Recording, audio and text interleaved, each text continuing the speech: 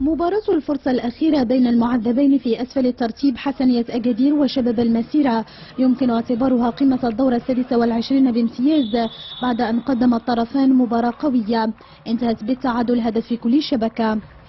مع الانطلاقة تغطية دفاعية جيدة بصم عليها كلا الطرفين صعبت مهمة الوصول إلى شباك كل من جواد الكاس وعبد الحميد بخريس. حسنية أكادير لم يمهل الكثير لشباب المسيرة بعد أن سجل الهدف الأول في الدقيقة الرابعة من ضربة خطأ عن طريق عبد المنعم الحشاوي. محاولات حسنية أكادير لم تتوقف عند حدود، ومدرب شباب المسيرة عزيز كركاش بدا غير راض على أداء لاعبيه.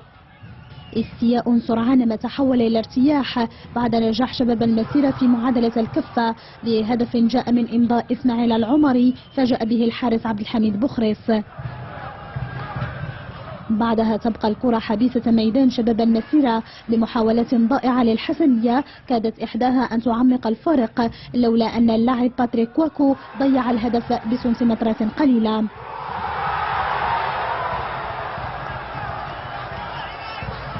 وبهذا الأداء انتهى الشوط الأول بالتعادل هدف لكل فريق.